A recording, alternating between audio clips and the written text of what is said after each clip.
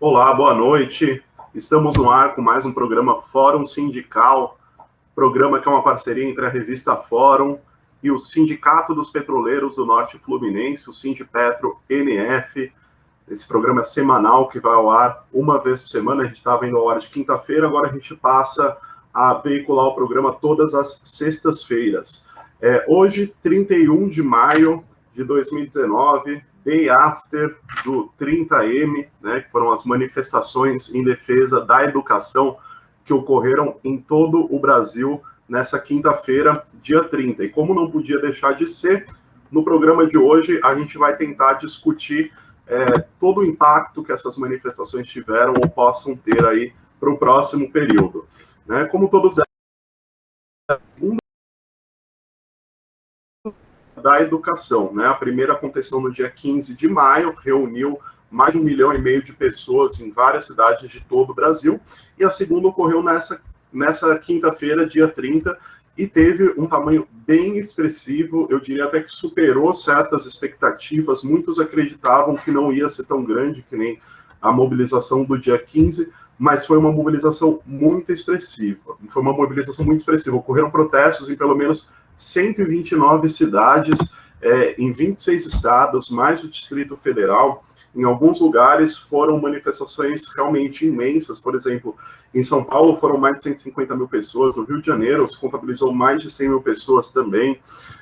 Teve manifestação em Salvador, que reuniu mais de 50 mil pessoas, Belo Horizonte, Porto Alegre, Curitiba, enfim, isso para falar só das capitais, né? Houveram manifestações também em cidades do interior, cidades com poucos habitantes, e mesmo assim, muitas escolas paralisaram, muitas universidades pararam as atividades, professores, estudantes, trabalhadores de várias categorias foram às ruas para protestar contra esses cortes de 30% destinados à educação que foram anunciados pelo governo de Jair Bolsonaro.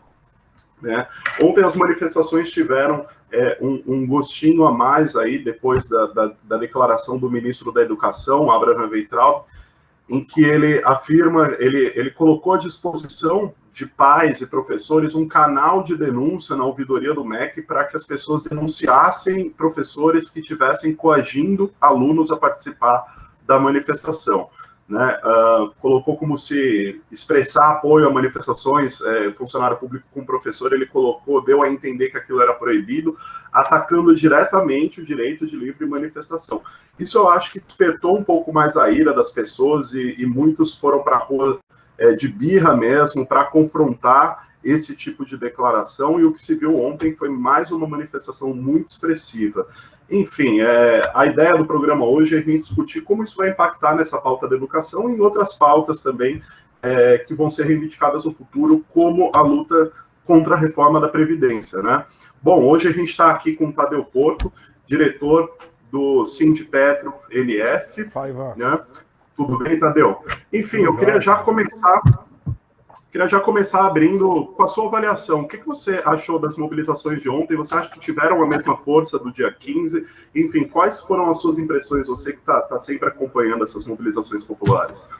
Olha, Ivan, primeiramente boa noite a todos e todas que estão assistindo a gente, sextando com a gente. Eu já estou aí com minha caneca Lula livre na mão, mas não bebendo ainda. Espero que daqui a pouco a gente possa curtir um pouco essa sexta-feira. E também com um pouco de sabor de felicidade e vitória pelas manifestações de ontem. É claro que em comparação com as manifestações do 15 de maio, elas não foram tão grandes e não surpreenderam tanto. Aquela do 15 de maio foi realmente uma das manifestações mais bonitas que eu participei nesses últimos tempos, em que eu ando militando pela esquerda, pelo petróleo, pelo sindicalismo. Aquela do 15M foi lindíssimo, mas eu acho que o 30M traz pelo menos duas comparações muito interessantes aí. Primeiro, a comparação com as manifestações dos dias 26. Para mim, no meu entendimento, pelo menos nas cidades onde eu estou, onde eu participo, que é Campos, Macaé, o Norte Fluminense do Rio de Janeiro, e pela cidade do Rio de Janeiro, eu tive a impressão de que as manifestações do dia 30 foram expressivamente maiores que a do dia 26. E ali a gente sabe que saiu o núcleo duro do bolsonarismo às ruas e também um núcleo duro da esquerda, acrescido de mais pessoas, que é de onde vem a outra comparação que eu penso, que é os atos que a gente teve de defesa da presidenta Dilma em 2016, os atos que a gente teve contra a reforma trabalhista, contra os diversos ataques que o governo Temer colocou. A gente cansou de tentar fazer ato na Cinelândia, na Candelária, nos Arcos da Lapa, aí citando o Rio de Janeiro, que é onde a gente, no Norte Fluminense, milita e conhece muito bem, e a gente não conseguiu tanto de pessoas que tinha ontem nas ruas. Então, a gente não está na crescente do 15M, mas certamente estamos numa crescente da conjuntura em termos de aquela questão, né, sempre dos um terço que a pessoa analisa, né, Ivan? Vamos dizer que tem um terço que é mais núcleo de direita, um terço que é núcleo de esquerda e um terço do país sendo disputado aí o tempo todo pela narrativa. Eu acho que esse um terço que pendeu para a direita aí no golpe de 2016 que a gente viveu com a eleição do Bolsonaro, apesar de a eleição ter sido uma fraude, ele é realmente um fenômeno social, a gente não pode negar isso. Agora parece que esse um terço começa a pender para a gente com o tanto de erro que o governo tem cometido. E aí, você achou que foi isso também, Ivan? Sim, eu tive essa impressão. Foi o que você falou. Não foi tão grande quanto o dia 15, mas a expectativa é que justamente que não fosse mesmo. Eu acho que a expectativa é que fosse um pouco menor, que fosse dar uma desmobilizada. No entanto, eu acho que surpreendeu, né? Foi maior do que muita gente estava esperando. Não chegou a ser igual ao do dia 15, mas ainda assim foi maior do que a expectativa. Né? Aqui em São Paulo, por exemplo, a gente estava acompanhando desde o princípio a concentração ali no Largo da Batata, e no começo era uma grande manifestação, mas nada muito expressivo. Quando começou, e a concentração começou por volta das 5 da tarde, né?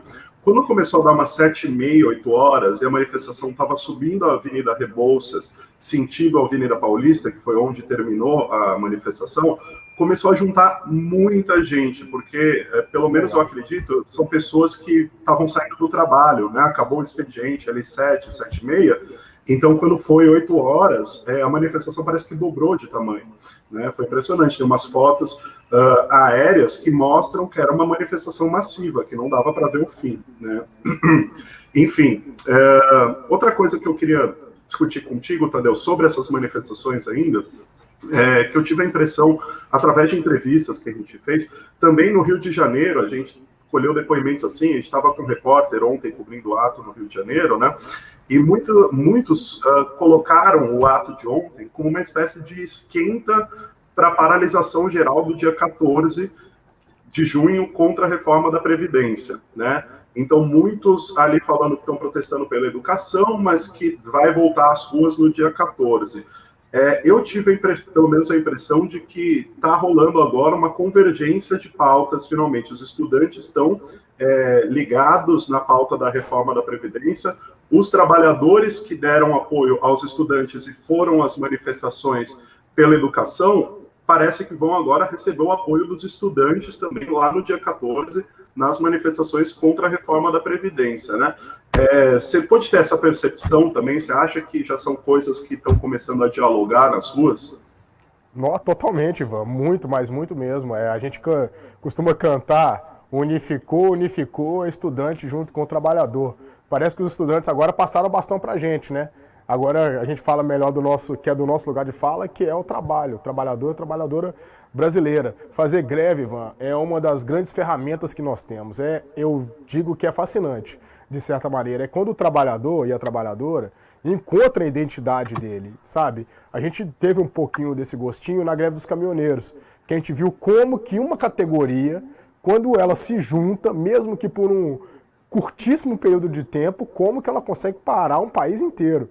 Nós estamos falando do Brasil, que é aí 7ª, 8ª economia do mundo, saiu caindo depois do PT, eu não decorei mais. É igual o Galo quando cai de tabela, eu paro de ver o Brasileirão, né? Um país de dimensões continentais, então, tipo, qual recado que vai mandar para o mundo, né? Depende único exclusivamente da malha rodoviária, mas fato é que quando os caminhoneiros pensaram, olha, quem está com a mão no volante sou eu, quem abastece o caminhão sou eu, se não tiver gasolina, se não tiver eu dirigindo, não tem carga, se não tem carga, não tem economia girando. Simples assim. Como é com a gente petroleiro, que a gente sabe que se todas as categorias que trabalham numa plataforma de petróleo, numa refinaria, no terminal de tratamento de gás, todo mundo se parar, não tem gasolina no carro, não tem gás de cozinha, não tem nem banho aqui no Rio de Janeiro, que o chuveiro a gás não é Não é elétrico igual eu estou acostumado lá em Minas Gerais, quando eu morava lá. Então, Ivan, agora é a hora. E é certo que há uma convergência muito natural de pauta, inclusive, porque o ataque que os estudantes estão sofrendo é muito parecido, que sai igual ao ataque que a gente está sofrendo. Para citar um exemplo e passar para você, para a gente não alongar muito esse programa, é os royalties do petróleo para a educação. Quando nós tivemos em Brasília para poder discutir os petroleiros e petroleiras organizados através dos seus sindicatos, da sua federação, que é a FUP, para poder colocar nossas impressões nos projetos, a gente colocava muito claro que o royalty tinha que ir para a educação, porque a educação é o futuro do país.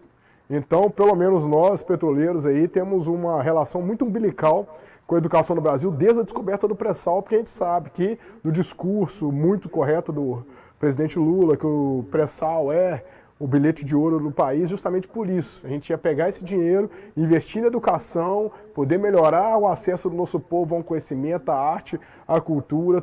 Parte, na Câmara na época, parte disso também foi destinado para a saúde, 75% educação, 25% saúde, que é outro tema que também tira o sono dos brasileiros e brasileiras. Então é isso, a impressão que você teve é muito certa, Ivan. A convergência de pauta é muito natural, porque o ataque do governo é centrado nos setores progressistas e trabalhadores, estudantes, os mais pobres, os negros, LGBT, as mulheres podem ter certeza que estão do lado daqui, o lado que está apanhando desse governo. Sim, e inclusive você citou essa relação direta que há entre o setor do petróleo e a educação, através da lei dos royalties e tudo mais. A gente tem um programa Fórum Sindical específico sobre isso, né? Inclusive, então, para quem nos assiste e se interessa, arquivos da Fórum do YouTube, clica lá no programa Fórum Sindical, tem um programa falando só sobre essa relação do setor do petróleo com a educação. Agora, ainda nesse tema, Tadeu, falando dessa relação histórica que os petroleiros têm com a educação, ontem os petroleiros tiveram em peso nas manifestações, né? Os sindicatos filiados à FUP, o Sindipetro, enfim, eu queria que você falasse para a gente como que foi essa atuação do setor dos petroleiros ontem nessa mobilização do dia 30.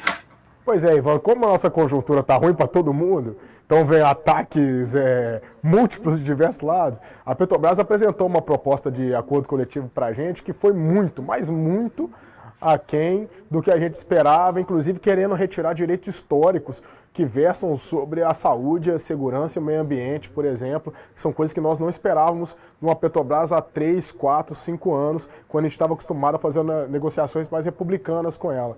Aproveitando esse momento de fazer assembleias, chamamos as nossas assembleias para começar no dia 30, então as grandes unidades da Petrobras fizeram a assembleia no dia 30, muito provavelmente pela parte da manhã, claro, depende da peculiaridade de cada local, e depois à tarde se juntaram para os atos.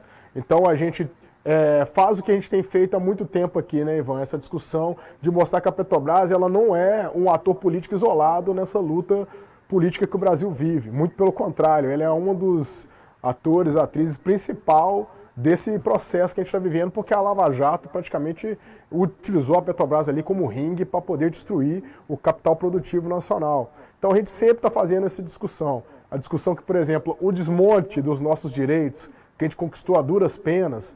Só abrindo um parênteses aqui, Ivan, a presidência da Petrobras teve coragem de escrever que a gente não pode ter mais aumento de salário, que a gente teve aumento de salário demais nos períodos dos governos Lula e Dilma, para você ver como é que o trabalhador sentir como é que é o drama do negócio.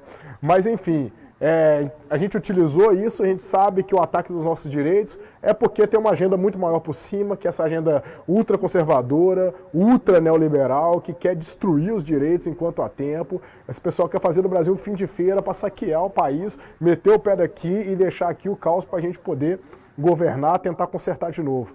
E os petroleiros e petroleiras têm muito consciência disso, a gente faz o possível para fazer esse debate e aí a nossa luta acaba ficando grudadinha junto com a da educação. Sim, sim. E falando nesse desmonte, né, nesse estado, nesse governo com tendências não, governo totalmente conservador e neoliberal, né, isso bate diretamente aí na questão da soberania nacional e no desmonte da Petrobras, né? privatização, venda de ativos, venda de refinarias, isso tudo já está acontecendo, né? E agora, no final da semana passada, o ministro do Supremo do STF, o Edson Fachin, ele concedeu uma liminar suspendendo a venda de ativos da Petrobras, inclusive o de refinarias, né? Isso estava previsto para depois dessa liminar do Fachin, estava previsto que o plenário do STF julgasse essa questão das privatizações nessa quinta-feira, mas acabou não entrando na pauta. Isso ainda está em aberto para ser julgado no STF. No entanto, tem essa liminar aí do Fachin, né? Como vocês receberam isso aí no setor dos petroleiros, Tadeu? Eu queria que você explicasse também para a população o que está em jogo aí, quando o Fachin suspende a venda de ativos, o que isso quer dizer na prática, e se você acha que isso vai vingar ou não, ou que de fato a porteira está aberta e o STF vai cassar essa decisão e abrir para venda mesmo de ativos, de refinarias, enfim. Queria que você explicasse. Cravar, né? É muito difícil. Eu vou te falar que de uma coisa eu não tenho dúvida, Ivan, que se a gente conseguir barrar, é óbvio que eu tenho esperança, é certamente por grande porção da nossa luta, da nossa resistência enquanto petroleiro, enquanto cidadão, porque o Brasil inteiro ele se mobiliza para discutir Petrobras, seja para falar mal, seja para falar bem. É óbvio que eu cravo aí sua pergunta, eu tento cravar no sentido de esperança mesmo, porque há muito trabalho mesmo feito dos petroleiros e petroleiras, da categoria petroleira para poder barrar essas vendas. Tanto milhares de mobilizações, greves de 48 horas, 72 horas, como fizemos ano passado, que é como a gente acredita que a luta deve ser feita verdadeiramente, que é o trabalhador e a trabalhadora usar a sua identidade para poder mandar o seu recado para a empresa. Lei de greve está aí para isso, a gente cumpre todos os requisitos para isso, para poder dar o recado. Mas é claro que também há discussão institucional e jurídica. Apesar da justiça ter nos decepcionado demais, inclusive o STF, que eu sempre assino embaixo aí na declaração do ex-presidente Lula, que falou que o STF brasileiro estava acovardado. Para mim foi uma das melhores análises de conjuntura que eu escutei dos últimos tempos. É só vazando mesmo, né? Quem discute uma verdade dessa. Ninguém tem coragem de sair falando uma coisa dessa. Mas a realidade é que o STF está acovardado, mas foi uma vitória nossa. A gente considera uma vitória porque a empresa que o Fachin efetivamente barrou a liminar é a TAG, que é uma das grandes responsáveis pela logística de gás no país. Nós que estudamos o mundo do petróleo, a gente fala aqui, o pessoal pode conferir na internet, a gente sabe que existe uma forte tendência de migração de matriz energética do óleo, da gasolina, do diesel para o gás, porque o gás é uma energia mais limpa e está acessível, teoricamente, tão quanto o óleo nos reservatórios de petróleo. Então existe um grande sentimento no mundo que vão jorrar muito dinheiro no mundo do gás, principalmente em países igual ao Brasil, que não tem uma estrutura tão grande ainda, apesar de ter um mercado muito promissor no que diz respeito a consumo de derivados. Quando o Brasil voltar a aquecer mesmo, pela nossa malha, nós vamos consumir derivado igual maluco. Foi assim que aconteceu no boom que deu para a gente autoeficiência em 2007 e tirou da gente 4 anos depois, mesmo a gente aumentando a nossa produção. Então é extremamente importante o que o Fachin fez.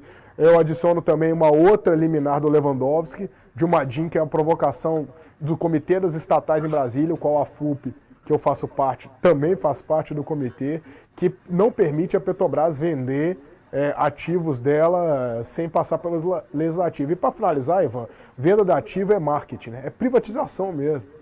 Eles estão querendo pegar, cara, igual pegaram a NTS, a Nova Transportadora Sudeste, que era uma das subsidiárias da Petrobras, também empresa de logística de gás, que cuida de diversos dutos pelo país, e aí, claro, na região sudeste, por isso o nome. A Petrobras vendeu para um fundo de investimento, Brookfield, do Canadá, sabe? O que essa galera entende de gás, velho? É óbvio que esse pessoal tá vindo aqui comprar na baixa para vender na alta. Aí vai vender na alta para quem? Com qual compromisso com o país? Então, o que eles estão fazendo realmente, eu vou repetir aqui, é terra arrasada, fazer o país virar um fim de feira para saquear o país e meter o pé daqui. E a gente não pode deixar isso acontecer. Sim, legal, Tadeu. Uma última pergunta, que eu acho que a gente tem uns últimos 5 minutinhos aí, que tem a ver ainda, você falou dessa relação, dessa luta dos trabalhadores na rua e também dessa discussão mais institucional, que passa pelo STF, pelo Congresso, etc. E falando em Congresso, na quarta-feira foi lançada na Câmara a Frente Parlamentar Mista de Defesa da Petrobras, né, uma frente que está reunindo centenas de deputados e senadores para discutir justamente essa pauta da privatização da Petrobras, né? Como você enxerga esse tipo de iniciativa no Congresso? Você enxerga como positivo? Você acha que vai ter um peso nessa discussão para barrar a venda da Petrobras de vez? Certamente, muito. Eu tive na Assembleia Legislativa de Minas Gerais semana passada, nós tivemos nossa plenária lá, conversei pessoalmente com a deputada estadual Beatriz Cerqueira, presidenta atual da CUT Minas, grande quadro de Minas Gerais, com o deputado Rogério Correia, aquele que vive pegando no pé da AES, fantástico, muito bom, ele tem abraçado muito essa causa do petróleo. A gente sabe, Ivan, que cada voz que se somar para a gente é importante. As vozes que têm peso institucional ganham importância um pouco maior na luta institucional. Mas a luta que a gente acredita mesmo, só para deixar claro, de novo, é a luta do dia a dia, a luta das ruas, é a gente organizar os trabalhadores, ir para a base e fazer o trabalhador ter a sua voz valer a pena, através das medidas que forem necessárias e possíveis pela conjuntura.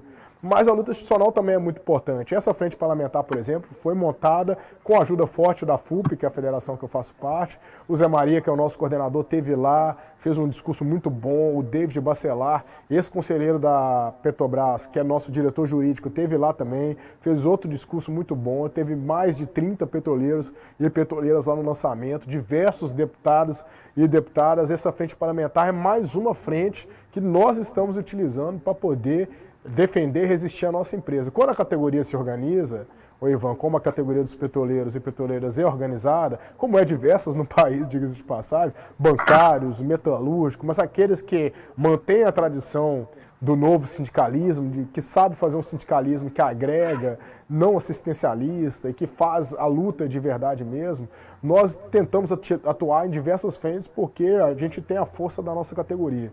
Sem os petroleiros e petroleiras mobilizados como sempre estão, como estão agora, rejeitando a proposta da Petrobras de maneira massiva, a gente não consegue sequer ter diálogo, por exemplo, no gabinete do Fachin ou no Lewandowski ou qualquer gabinete de deputado ou deputada que a gente procura para poder mostrar os nossos números.